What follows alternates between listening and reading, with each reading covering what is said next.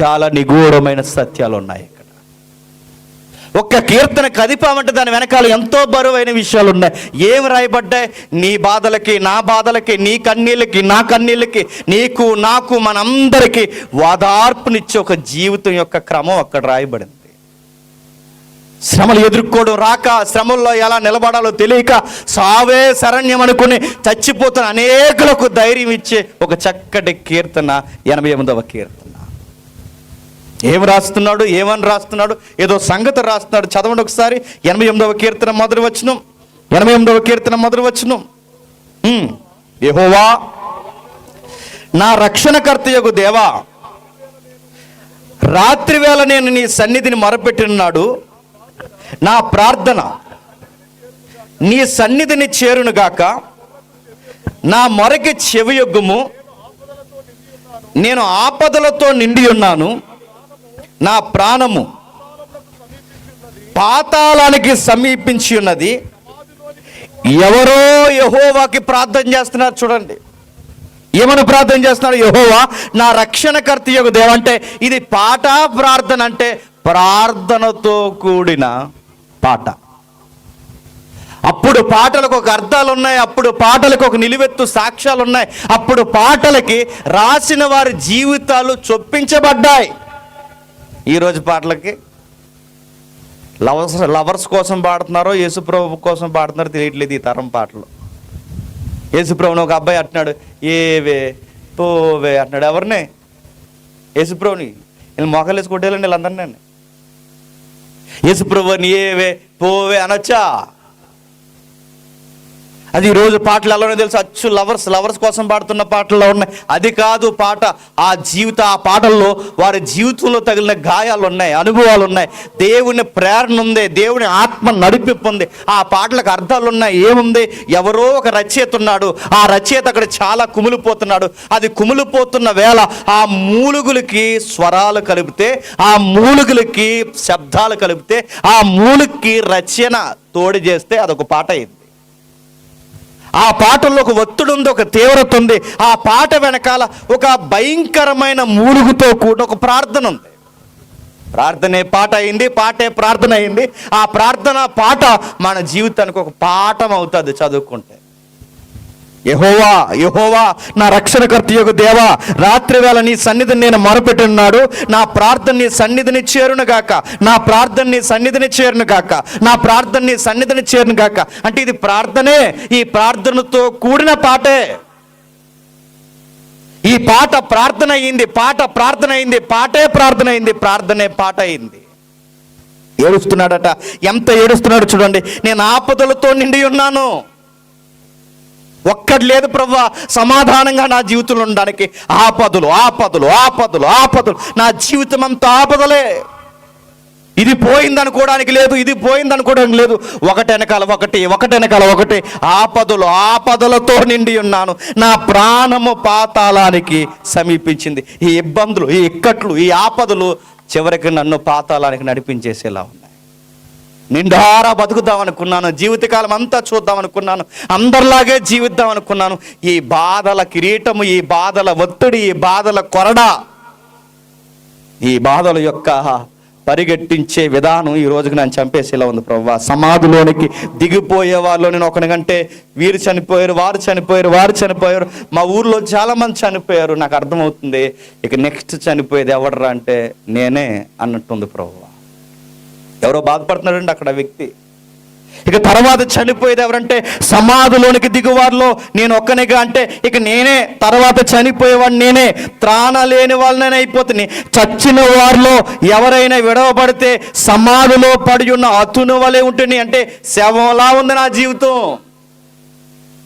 గోతులో కప్పెట్టే ముందు ఒక బాడీని పక్కన పెట్టి గొయ్యతవుతుంటే ఆ పక్కన పెట్టిన దేహం మాదిరి ఉంది నా జీవితం. ఒకవేళ మట్టేసి కప్పెడితే ఆ సమాధి వరుసలో ఉన్న వారిలా ఉంది నా జీవితం. ఒకటి కాదు, రెండు కాదు, ఆపదల మీద ఆపదలు. ఇంకా ఎంతకాలం నేను సమాధిలో పడిపోయిన అతుని వల్ల అయిపోతుంది. ఎంతకాలం ప్రభువా. 9వ వచనం. బాధ చేత నా కన్నులు క్షీణించుచున్నవి. యెహోవా ప్రతి దినము నీకు మొరపెట్టుచున్నాను.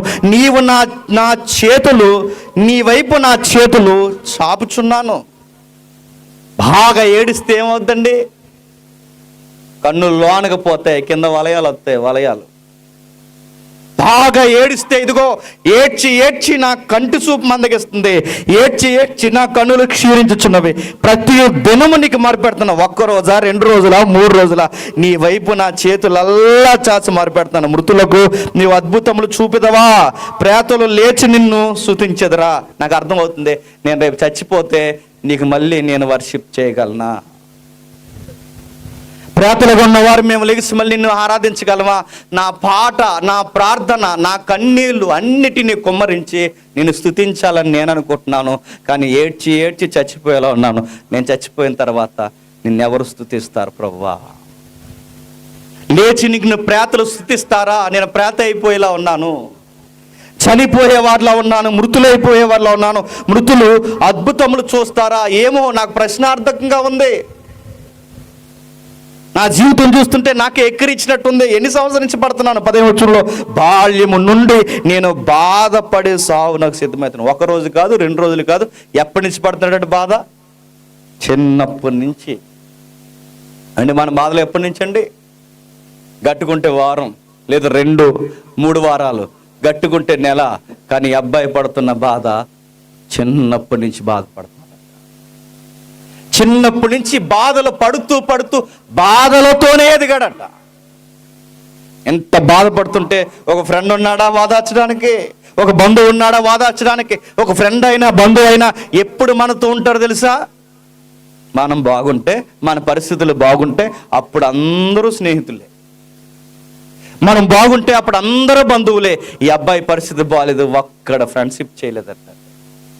అందుకే అంటున్నాడు, నాకు స్నేహితులు లేరు. కింది వచ్చిన అంటున్నాడు చూడండి 17వ వచనంలో, నన్ను చుట్టూరా చుట్టుకునే నా ప్రియులు స్నేహితులు నీవు నాకు దూరం చేస్తున్న ఒక్క ప్రియుడు లేడు, ఒక్క స్నేహితుడు లేడు, ఒక్క బంధువు లేడు. ఎవడున్నాడు ప్రభువా నాకు చెప్పుకోవడానికి?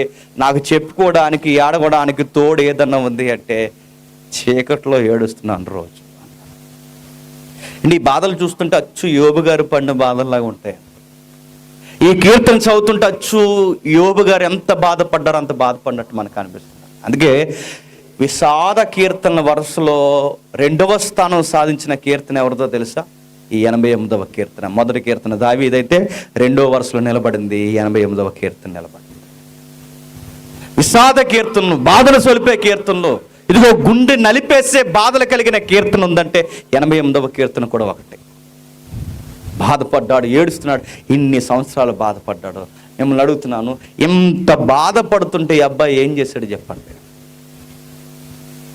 యెహోవా దగ్గరికి పోయి ప్రార్థన చేశాడు. ఒక సూత్రం ఎప్పుడు గుర్తుపెట్టుకోండి, నిన్ను బాల్యం నుంచి తినేసే బాధలున్నా, ఇప్పటికిప్పుడు నీకు బాధలు తయారై నిన్ను వారాలు నెలలు ఏడిపించేసే బాధలు ఎక్కువైపోయినా సూత్రం ఒకటి గుర్తుపెట్టుకోండి, ఆ బాధలకు ఉపశమనం దగ్గరికి ఎక్కడికి వెళ్ళకండి. ఉపశమనం ఒక్కటే, ప్రార్థన చేయాలి. కానీ సొసైటీలో చాలా మంది బాధలు ఎక్కువైతే ప్రార్థన చేయరు. మరి ఏం చేస్తారు? మగాళ్ళు అయితే కొంతమంది ఏం చేస్తారు చెప్పండి, మందు ఆగేస్తారు. ఇప్పుడు ఎందుకురా మందు తాగుతున్నా, ఎందుకురా ఈ మధ్యకాలం ఈ చిత్రమైన ఈ ఆల్కహాల్ అలవాటు ఏంటంటే ఏం చేయమంటావురా? చెప్పండి. బాధలు ఎక్కువే, బాధల కోసం తాగుతాను రా. బాధల కోసం తాగితే బాధలు తగ్గిపోతే అనుకుంటున్నా, బాధలు ఇంకా గుర్తొచ్చేస్తాయి. తాగిన వాళ్ళని అడిగి చెప్తారు. చాలా మంది మరిసిపోవడానికి తాగుతున్నాను అంటారు, కానీ తాగిన వాళ్ళని అడగండి, ఆడికి చాలా పాత విషయాలు కూడా గుర్తొచ్చేస్తాయి తాగినప్పుడే. అప్పుడు అలాగన్నా కదరా నన్ను అంటాడు. తాగేసి మర్చిపో, గుర్తుపెట్టుకోండి, తాగినప్పుడు ఇంకా గుర్తొచ్చేద్ది. కొంతమంది మగాళ్ళు ఏం చేస్తారంటే తాగి మర్చిపోదాం అనుకుంటారు. కొంతమంది ఏం చేస్తారంటే చెన్నీళ్ళు పెట్టాడట, చెన్నీళ్ళు.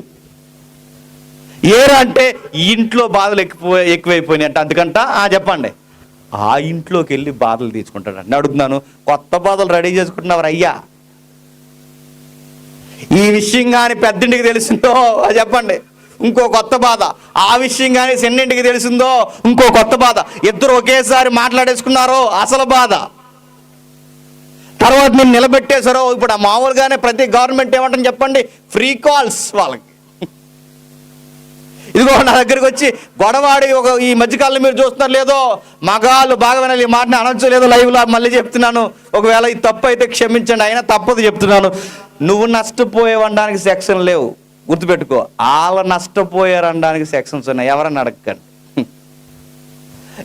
నిన్ను తీసుకెళ్ళిపోవడానికి ఒక ఎవిడెన్స్ అవసరం లేదు, గుర్తుపెట్టుకో. వాళ్ళని తీసుకెళ్ళడానికి అసలు చట్టాలే లేవు. చెన్నెల్లు ఉందట, చెన్నెల్లి, ఆ చెన్నెల్లికి పోయి ఉపశమనం చేస్తాడంట. చెడు పనులు చేస్తే ఉపశమనం వస్తుందా? గిల్ట్ స్టార్ట్ అవుతుంది. తప్పుడు పని చేస్తావు, నీకు అర్థమవుద్ది. తట్టుకోలేక చివరికి భార్యను మోసం చేస్తున్నావు, బిడ్డలను మోసం చేస్తున్నావు, నాన్న మోసం చేస్తున్నావు, అమ్మని మోసం చేస్తున్నావు. ఈ యొక్క అపరాధ భావన తినేస్తే చివరికి అక్కడ ఉండలేక ఎక్కడ ఉండలేక సూసైడ్ చేసుకుని చేస్తావు. తాగి బాధలు తెచ్చుకుందామని ఒకడు, తిరిగి బాధలు తెచ్చుకుందామని ఒకడు, మరికొంతమంది ఉంటారు. మా ఫ్రెండ్ ఒకడు ఉండేవాడు, ఆడికి బాధ ఎత్తే 2 బిర్యానీలు చెప్పేవాడండి. 2 బిర్యానీలు, అరే వాళ్ళు 2 అని బాధ వేస్తే కొంతమంది ఎక్కువ తినేస్తారట. అదో రకమైన ఉపశమనం. అంటే ఎక్కువ తినేస్తే బాధ తగ్గిపోద్దా, బాధ ఎక్కువైపోద్దా చెప్పండి? బాధ ఎక్కువ, ఆడు గూపిరాడు కదా తినేసి ఎత్తుకురాదు అంతంటే బాధ ఎక్కువ ఉందరా, ఇంకో బిర్యానీ చెప్పండి అనేవాడు. బాధ ఎక్కువైతే తినేది ఒకడంటే ఉపశమనం. మనుషులు పిచ్చి పనులు చూడండి. ఒకడేమో వ్యభిచారం చేసి బాధ తెచ్చుకుందాం అనుకుంటున్నాడు, ఒకడు తాగి బాధను తీసేసుకుందాం అనుకుంటున్నాడు, మరొకడేమో తినేసి బాధను తెచ్చుకుందాం అనుకుంటున్నారు. మరికొంతమంది ఉంటారు చేతగాని వాళ్ళు, ఏం చేస్తారు తెలుసా? ఏ ఫ్యానో నుయ్యో గొయ్యో ఏ కిరోసినో పెట్రోల్ పోసుకుని ఇంకా ఈ బాధలు మేము భరించలేమని తగలెట్టుకుంటారు. చచ్చిపోతే బాధలు పోతాయా? చనిపోతే బాధలు పోతాయా? ఉడిపోసుకోవడానికి ఏమన్నా అంటే ఇప్పుడు కరేపాకు కోసం కూడా వద్ద చాలండి, వెంటనే ఫ్యాన్ అయిపోయి చూస్తున్నారు. కరేపాకు కోసం ఇంకేం అనకూడదు ఇంక సంసారంలో. మన అమ్మమ్మలు మన పెద్దమ్మలు అలాగే చేశారా కాపురం? మన అమ్మమ్మలు మన పెద్దమ్మలు కాపురాలు అలాగే జరిగించారా? ఈరోజు చిన్న విషయానికి ఏమనంటే చాలు టక్కమని వీడియో కాల్ చేసేద్దాం అమ్మకి. ఇంకో ఇవాళ మీ అల్లుడి గారు కరేపాకు తేలేదు తెలుసా, కరేపాకు కోసం గొడవ పెట్టడానికి నేను చచ్చిపోతాను, ఇంకెవరు నన్ను ఎతక్కండి, టక్కమని డోర్ వేసేస్తాను. కరేపాకు కోసం చచ్చిపోతారు. కాపురం తెలుసా పెద్దమ్మ? కరేపాకు కోసం చనిపోతున్నారు, పప్పుల కోసం చనిపోతున్నారు, గ్యాస్ కోసం చనిపోతున్నారు గొడవ పెట్టుకుని. ఊరేసుకోవడం సరదా అనుకుంటున్నారా? డిపార్ట్మెంట్లో ఉన్నాను చెప్తున్నాను, ఊరేసుకోవడం సరదా అనుకుంటున్నారా? ఊరేసుకుంటే మళ్ళీ చెప్తున్నాను, ఊరు పోసుకుంటే ఇది 2 ఏకమైతే కానీ నీ కళ్ళల్లోకి సావరాదు. గుర్తుపెట్టుకో, అంత ఘోరంగా ఉంటుంది. ఉరుతాడు. మెడికల్ సైన్స్ ఉన్నవారు ఎవరైనా, నర్సింగ్ డిపార్ట్మెంట్ ఉన్నవారు, ఈ మెడికల్ తెలిసిన వారు ఎవరైనా ఉంటే అడగండి, డాక్టర్లు ఎవరైనా ఉంటే అడగండి. ఉరేసుకుని చనిపోయే చావు ఎలా ఉంటుందో తెలుసా?